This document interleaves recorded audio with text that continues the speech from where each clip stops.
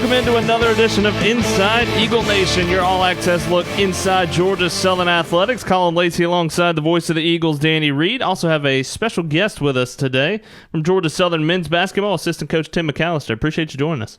People have called me special many times, so I appreciate that being in this light, so thank you. We'll get into that a little bit deeper later on. If you're watching along Facebook Live with us, you can get your questions in for Coach or for us, whichever way you want to do it. But you can tweet those at GS Sports Network, or you can comment right here on the Facebook Live stream. But we were just talking about it. It seems like this is the time where Danny and I kind of get to relax a little bit. It has been glorious. Yeah, we're not complaining about that part at all. But there's not really a time for basketball coaches to relax a whole lot. Not a whole lot. No, we're cranking it up right now. We've got guys back on campus. They've been working out here for about 2 weeks, and then we were all out on the road this past weekend. There's 2 different scholastic periods where 4 recruiting coaches can be out on the road, watch some high schools. So we were out in a couple different states this weekend. We'll be out again this next weekend, and just really enjoying getting to know this new group. But like you said, there's not a lot of break. Not a lot of break. We're kind of straight through and trying to get this next team better, and excited about what's coming and everything going on in Georgia Southern Athletics. Last year was the first year off of COVID. How does this year compare to what you guys did in year 1 removed from the pandemic?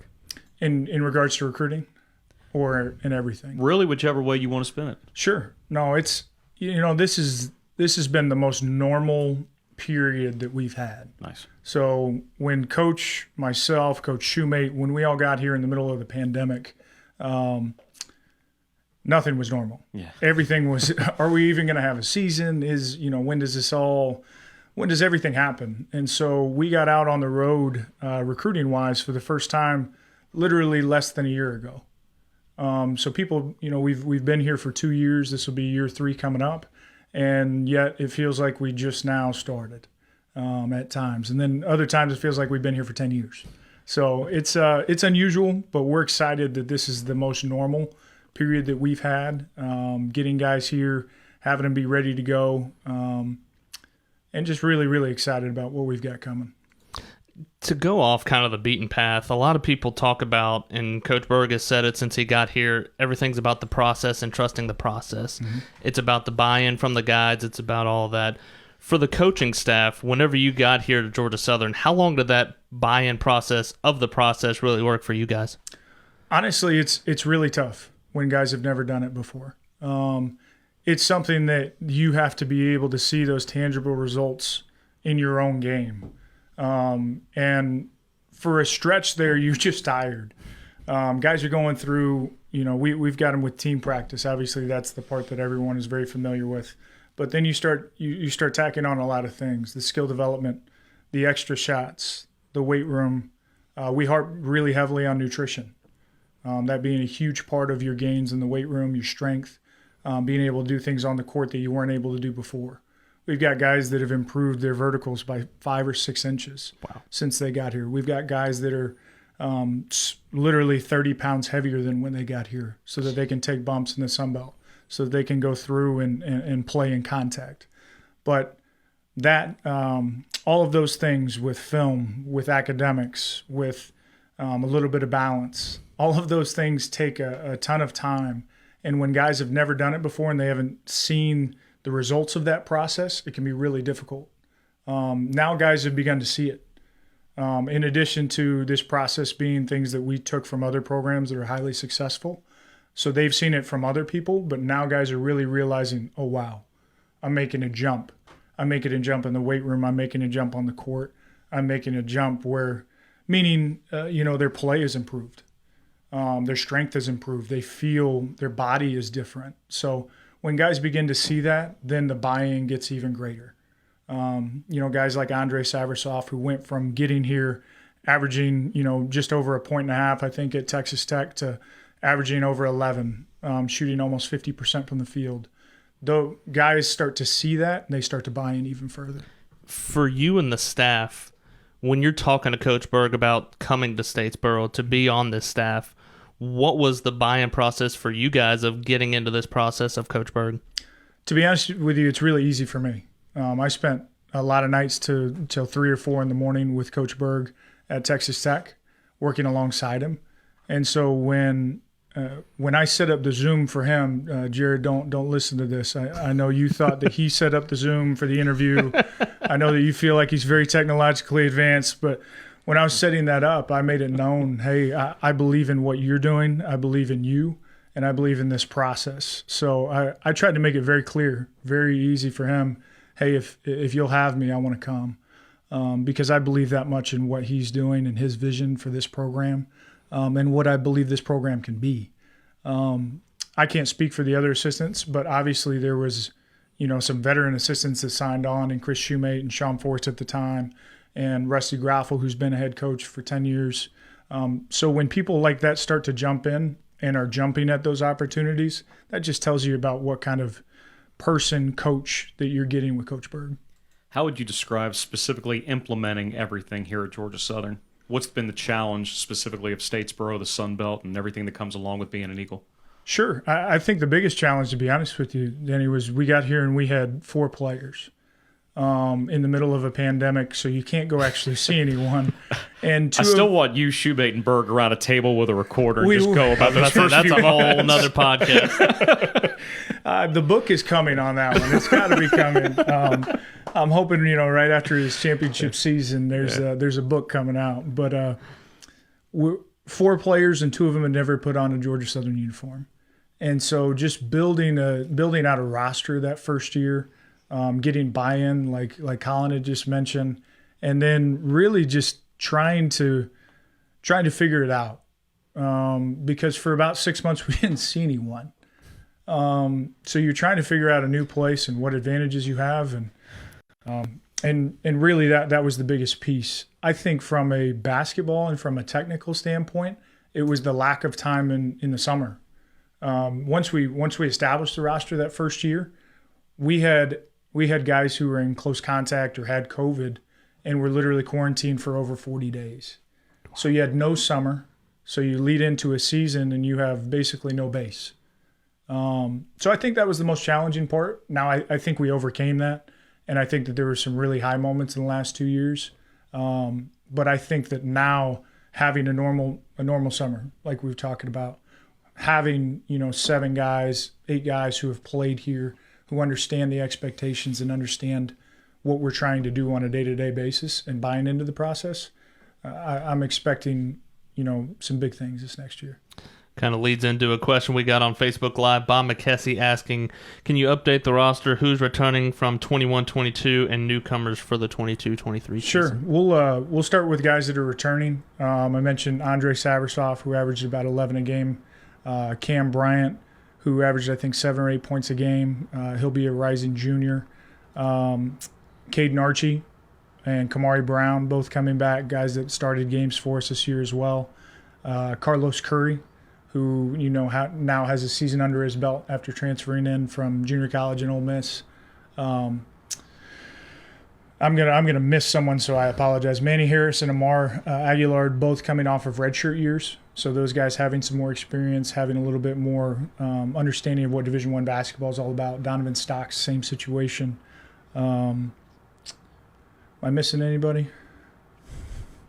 I think you haven't said Kamari yet. I think I did, but if I didn't, Kamari Brown as well. He deserves to be talked about again. Absolutely. And the beauty of that is that a lot of those guys are senior laden, junior seniors that have all been in the fires, have been through a Sun Belt season, and understand what that's about. As far as the newcomers, we're really, really excited.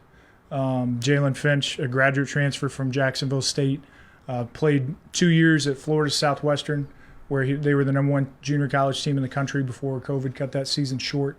Then went to Jacksonville State this past year, was in the NCAA tournament as the starting point guard, had 17 points against Auburn. I know that might chap someone in the athletic department. Chris Davis, I'm talking to you. But he was really, really good. Talking to coaches throughout that league, there was just a consensus that he made everything go from the point guard spot, averaged over 4 assists a game. So really excited about him. Ty Strickland, another graduate transfer with 2 to play from Temple. Had some unbelievable moments at Temple. Had 27 against SMU this year. had, I believe it was 21 against Clemson. He's gonna mess with me if I got this wrong, but I think it was 21 against Clemson and 17 against Vanderbilt. So had some really big time moments. Has battled a little bit with injuries, but started his career at Wisconsin, then went to Temple. He'll come with 2 to play, a graduate with a finance degree from Temple. And then Tyron Moore, junior college transfer, in my opinion, one of the best junior college players in the country at the guard spot. An elite level shooter, probably could have averaged even more points, but they asked him to play point guard. And so he averaged, I want to say he was in the top 20 in assists, maybe top 10 in total assists in the country. Wow. In junior college. And then Nate Bradford. Nate's a really, really talented freshman from Rabun Gap, who comes in and is really, really working. We feel like if he had a couple more pounds, he would have been even harder to get than he was. Had some Atlantic 10 programs on him, some different really talented really successful programs, that were courting him. So we're really excited about him. I think that rounds out the roster. One guy I will bring up that didn't get a chance to play last year, Johnny McFadden's coming back from injury. Yes, thank you. Mackenzie McFadden tore his ACL around this time last year, has battled through some injuries, and has worked his absolute tail off. His energy, what he brings in practice right now, is translatable just every single day. Just absolutely relentless on the boards, and is going to be an important piece for us this next year. As a coach, everybody talks about guys making leaps and bounds. Mm-hmm. When you're with these guys every day, when you let yourself kind of sit back and look at what the growth has been like in a guy like Andre Saversov? Sure. I think you normally do it. It's hard to do it in season because it's always, the next game, the next play, here's what we need to get done. At the end of the season, and when you start looking back, when you watch early season practices from the year before, things like that, you laugh. A lot of times you go, golly, he's gotten so much better, which is exciting. And that's one of the best parts of being a coach, especially at this level, is seeing guys, their growth as people, as players. And just really, it's awesome to see in guys because they get excited about their progress just as much as you do. Camp coming up next week, the week that everybody loves. Yes. Yes. Everyone. Absolutely everyone. No, I got my start. I was just telling some of our managers this because they went and worked another camp at another school. And I told them this. I said one year I worked 7 camps in one summer. Ooh. I worked, I made approximately $12 on the summer after my expenses. But I think 12. I think that's what it was. It was high-level accounting, so I can't really remember Chick-fil-A receipts, things like that. But I think you get a great appreciation for teaching the game. And it's so much fun to see young kids. We just talked about college guys that are, improving. But when you see kids that are excited about the game of basketball, are excited about interacting, not sitting behind a desk and not sitting in front of a computer or a television screen or a phone, being excited about interacting, playing a game that they could literally develop a love for the rest of their life. It's awesome.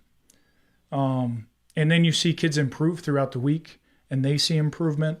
And you could literally have kids that come to this camp and have a skill or a love for something that they developed here at Georgia Southern.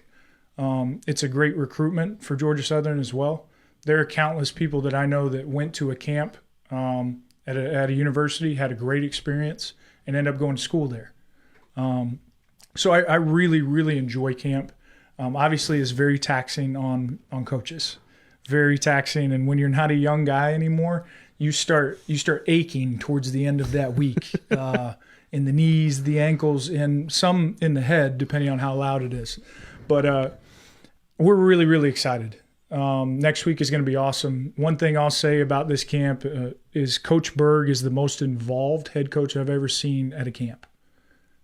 He is hands-on. Last year he ran a station. You don't see that from head coaches in Division I. It's just not a thing. So to see Coach so invested in these young men, it's really, really cool. I think spots are becoming limited.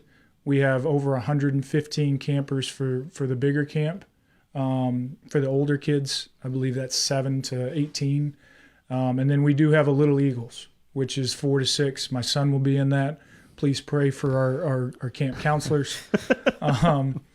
But that's just 9 to noon. So it's a great experience. It's something that I, as a kid, absolutely loved, and something that I know so many people have raved about from last year, that we're excited to bring it back. You bring up the noise. You're doing a camp in Hanner, so it's going to be loud regardless of how many campers are there next week. There could be 12 people in there, but when there's 112, you start going, whoo. You're going to need some earplugs. So, one of the things that really stands out from you guys as the staff is you've talked about the trust that you have on the basketball floor between you, Coach Berg, and the rest of the staff. But it seems like, and you can tell me I'm wrong or whatever, but it seems like from the outside looking in that this is a staff that really gets along as people. And I think that's important whenever you're together as much as you guys are. I see these guys more than my wife and my kids, and so if I didn't like them, this would be a really arduous job. But no, I think we all really like each other. I can't speak for all the other members of the staff. Maybe they all don't like me, but I really like them. No, there's a ton of trust there. There's a ton of I think it's evidenced by the fact that we actually hang out outside of this. When we have a 3.5-4 hour trip to go recruiting or something like that, it's not, oh man, it's all right, let's go, come on, let's hop in the car.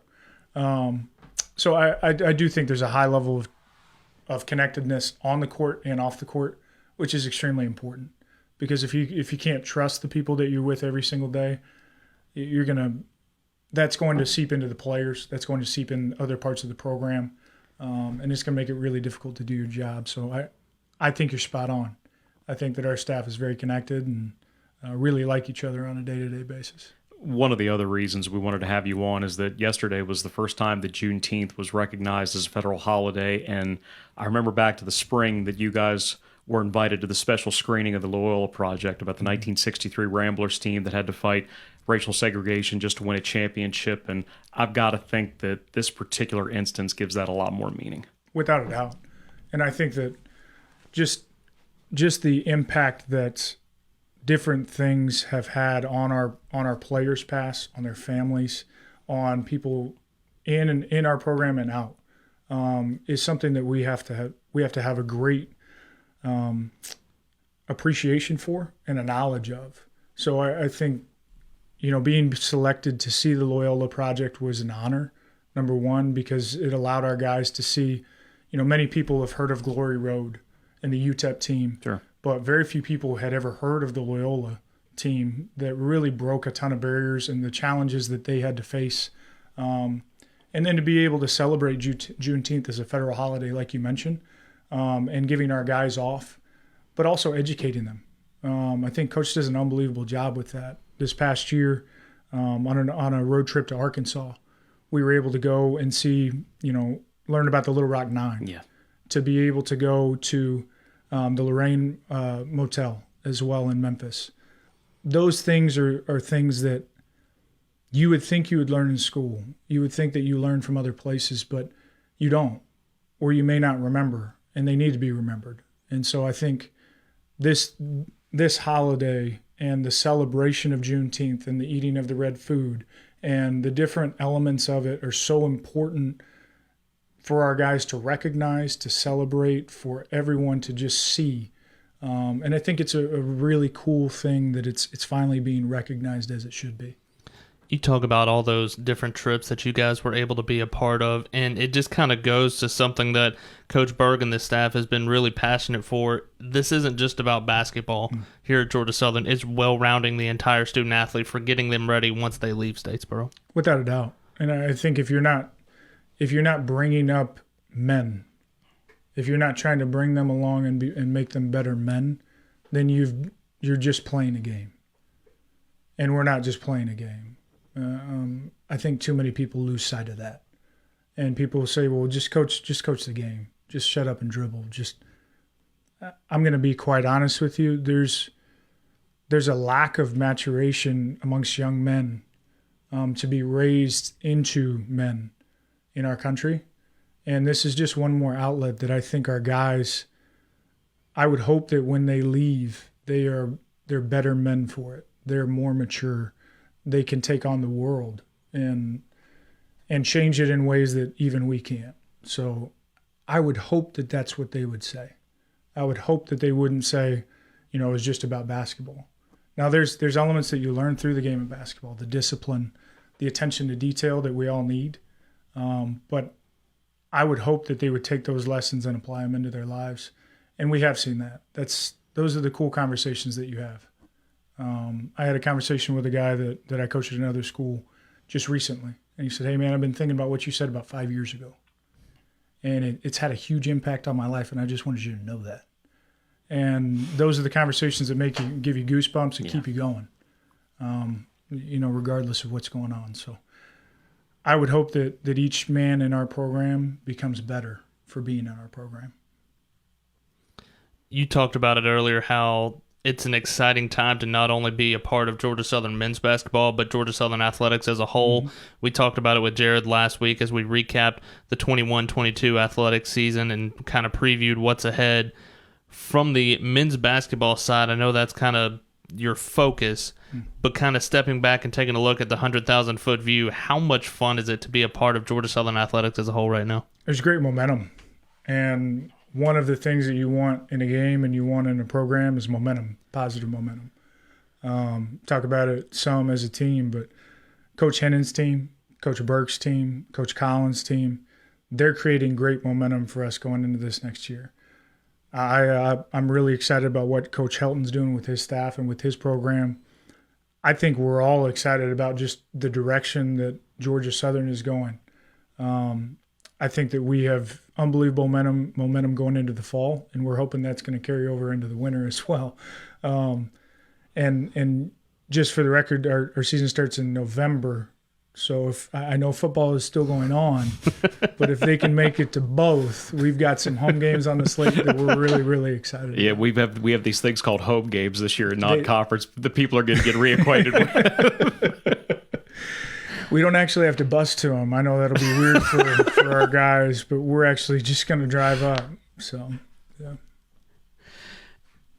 Outside of basketball, what's your sport? You a football guy, baseball guy? I fell in love with football as a kid. I've always had an affinity for golf. I enjoy watching baseball. I have a hard time getting into soccer, but Coach Murph, those guys, I'm trying for them. But I was always very much a football guy. I gotcha. I know you've talked about him a lot and being around this staff and really enjoyed it. There's no reason why somebody would not enjoy a conversation with these guys. There's no doubt. Oh, I think you might be mistaking me for somebody else, but I appreciate that. The funny thing is that when Tim and I met back in 2020, one of the first things you said to me when I told you who it was, like, "Oh, you already got the face for radio." First time I heard that. We were sitting in Berg's office around that table. You walked in and said, "Hey, I'm the radio guy." "Oh, face for radio." Thanks, Tim. We're good. To be fair, I also have one, so this podcast being live streamed is just a problem for me. It's a problem. I know my wife is going to be like, "You wore a black hat with navy shirt," and I'm not going to live it down, so I apologize. It looks good, though. You did a good job. Well, thank you. Tim, really appreciate your time. Really appreciate you taking some time tonight, and good luck this year. Thanks, guys. Appreciate you guys' support and everything you do for Georgia Southern. Thanks, bud. Once again, Tim MacAllister, the associate coach for Georgia Southern men's basketball, a great person. We've talked about it a lot. This staff is phenomenal, and you get to travel with them. I'm jealous, but you get to travel and be with them a lot more than I am, but a really, really cool staff. He brings up the trips to Arkansas this year, getting to go to Little Rock Central High School, learn more about the Little Rock Nine from Travis Roan. He goes by the DJ named Trey Day out there, one of the top DJs in the entire country. He tweeted us Georgia Southern baseball game this year, and then to end the trip at the Lorraine Motel in Memphis, because we flew out of Memphis. We talked about Georgia Southern baseball, having visited there a few years ago whenever they made the trip out there. When you go to an area that has been preserved and you see a white wreath on the second level railing, and that is where our country changed. Yeah. And it's one of the most harrowing but impactful things that I've ever seen, and I hope that those that were there and the guys that made the trip could feel the same way, because it was that meaningful. Really appreciate Tim MacAllister stopping by tonight to talk a little Georgia Southern basketball, a little bit Georgia Southern athletics all around. We were talking at one of the individual workouts last week, and he said, "Well, how comes I've never been on?" I don't know. I didn't realize. You know what? We got camp this week. We've got Juneteenth we could talk about. It's perfect time to get him on. So I said the next day, "You want to come on?" So you're not just making me feel good. I said, No, it'd actually be really good to get you on. But yeah, he was. You texted me last week and was like, "Hey, we've got MacAllister next week." I'm like, "Oh, heck yeah." He's awesome, and that was really good. That was really good.